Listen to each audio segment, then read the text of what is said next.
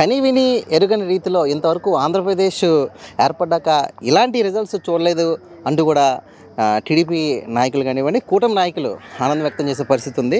నార్త్లో విజయం సాధించి విష్ణుకుమార్ బయటకు వచ్చారు.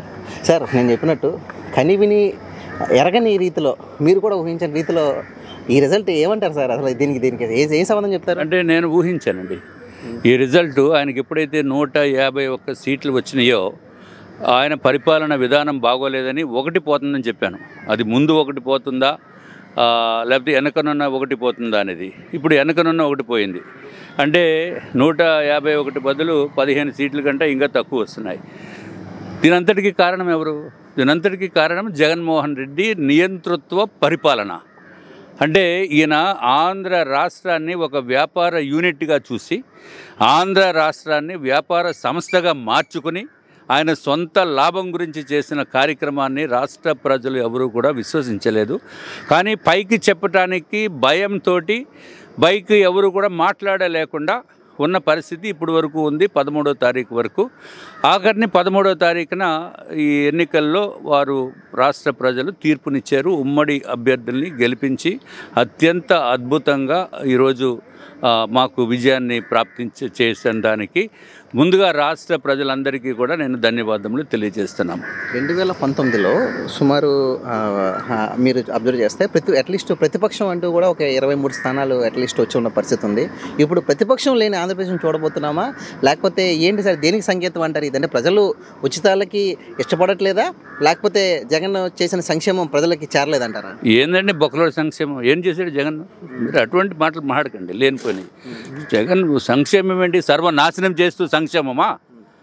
ఒక పక్కన రాష్ట్రాన్ని సర్వనాశనం చేసి ఒక్కడికి కూడా కొత్తగా ఉద్యోగాలు లేకుండా, ఒక ఫ్యాక్టరీని తీసుకురాకుండా, ఒక్క ఇండస్ట్రీ తీసుకొచ్చాడు ఆయన. ఒక్కటంటే ఒక్కటి. అరే, మన రాష్ట్రంలో 5 లక్షల మంది విద్యార్థులు చదువుని కంప్లీట్ చేసుకుని బయటకు వస్తున్నారు. ఆ విషయం తెలుసా జగన్మోహన్ రెడ్డికి? 5 లక్షల మంది ప్రతి సంవత్సరం బయటకు వచ్చి ఉద్యోగాలు లేక దానికి ఏ విధంగా వారు జీవనం సాగించాలి అనే ఉద్దేశంతో ఇక్కడ ఆంధ్ర రాష్ట్రంలో ఒక ఫ్యాక్టరీ లేదు, ఒక ఉద్యోగం లేదు. పోనీ ఏదైనా డెవలప్మెంట్ ఉందంటే అది లేదు. అందుకు ఇతర రాష్ట్రాలకి పోయి వారు జీవనోపాధి చేసుకోవాల్సిన దారుణమైన పరిస్థితి ఉంది. కాబట్టి ఇప్పుడు రిజల్ట్ అనుభవిస్తున్నారు. బీజేపీ ఆంధ్ర రాష్ట్రంలో ఉందా అన్న వాళ్ళకి ఈరోజు మీరు సాధిస్తున్న ఎంపీ సీట్లు కానివ్వండి, ఎమ్మెల్యే సీట్ల ద్వారా ఏం చెప్పదలుచుకుంది సార్ బీజేపీ? బీజేపీ ఆంధ్ర రాష్ట్రంలో ఎప్పుడూ ఉంది, కానీ మేము గెలవలేకపోయాం. అది వేరే విషయము. బీజేపీ ఉందా లేదా అంటే కేవలం సంఖ్యాపరంగా సీట్లు ఉంటేనే బీజేపీ ఉంది, లేకపోతే లేదు అని అనుకోవాల్సిన అవసరం లేదు. ఈరోజు మాకు 10 సీట్లు ఎమ్మెల్యే సీట్లు 3 పార్టీలు కలిసి 10 సీట్లు తీసుకోవటం జరిగింది. 10లో సుమారు 8 సీట్లు గెలిచే అవకాశాలు ఇప్పుడు ఉన్నాయి. కాబట్టి మాకు పార్టీ పైన కూడా ప్రజలు అభిమానం చూపించారు. 3 పార్టీలు ఉమ్మడి అభ్యర్థులుగా ఉన్నాం కాబట్టి మా గెలుపు అత్యంత అద్భుతమైన గెలుపు వచ్చింది. నార్త్ సంబంధించి సార్, ఇంతవరకు గెలిచిన అభ్యర్థి మళ్ళీ గెలిచిన దాఖలాలు లేవు. మీరు ఒక రికార్డు సృష్టించారా?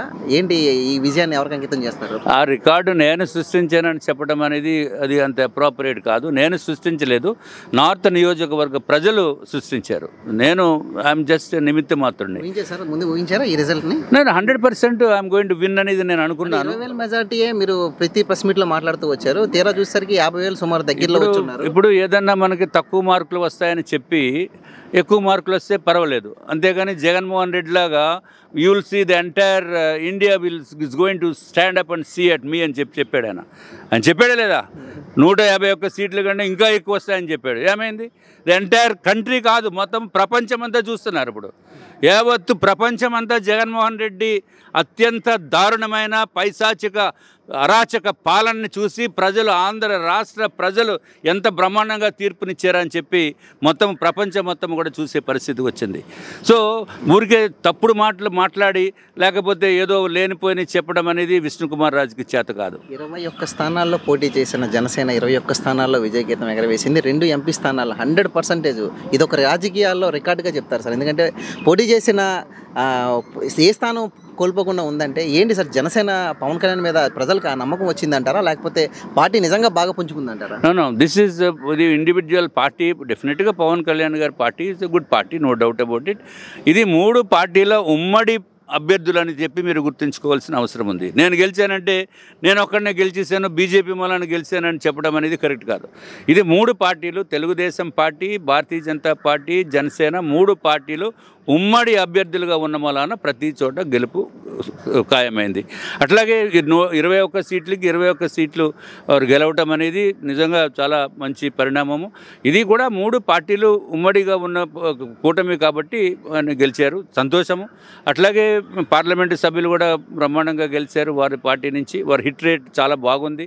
వేరేజ్ మా హిట్ రేట్ ఓన్లీ 80% వచ్చింది. 10 సీట్లలో మేము 8 సీట్లు మేము గెలిచే హిట్ రేట్ మాకుంది. అట్లాగే పార్లమెంట్లో కూడా మాకు బ్యాడ్ లక్ కొద్ది కొన్ని సీట్లు మాకు పోతున్నాయి, 3 సీట్లు మాకు వస్తున్నాయి. 50% హిట్ రేట్ ఉంది. కాబట్టి డెఫినెట్గా నెక్స్ట్ టైం మేము ఇంప్రూవ్ చేసుకునే దానికి పూర్తి ప్రయత్నం చేస్తాం. స్టేట్లో బీజేపీ మంచి పర్ఫార్మెన్స్ చేసింది, సెంటర్లోకి వచ్చేసరికి ఆశించిన స్థాయిలో పర్ఫార్మెన్స్ లేదనేది రిజల్ట్స్ చూస్తే తెలుస్తూ ఉంది సార్. దానికి ఏ దిద్దుబాటు చర్యలు చేయబోతున్నారు? చేస్తారు, మా కేంద్ర నాయకత్వం చూసుకుంటుంది. అది దాంట్లో మంత్రి పదవి కూడా రేసులో ఉన్నారనేది ప్రధాన మీ అనుచరులు మాట్లాడుతున్నారు, దాన్ని ఎలా చూస్తారంటే? నేను ఎప్పుడు పదవుల గురించి ఆశించి లేకపోతే నాకు అది కావాలి ఇది కావాలని మాట్లాడే వ్యక్తిని కాదు. అది మా పార్టీ చూసుకుంటుంది. అంటే మీరు ఆల్రెడీ ఎమ్మెల్యేగా చేస్తున్నారు, మీకు నియోజకవర్గం పరంగా పార్టీ పరంగా మంచి పట్టుంది కాబట్టి రేపు మీకు అవకాశం ఇస్తే ముందుకు వస్తారా? అది మా పార్టీ ఇష్టం. అది పార్టీ మీరు చేయమంటే చేస్తాము, లేదంటే అనుకుంటాము. దాంట్లో మా చేతుల్లో ఏముండదు. మాది భారతీయ జనతా పార్టీ.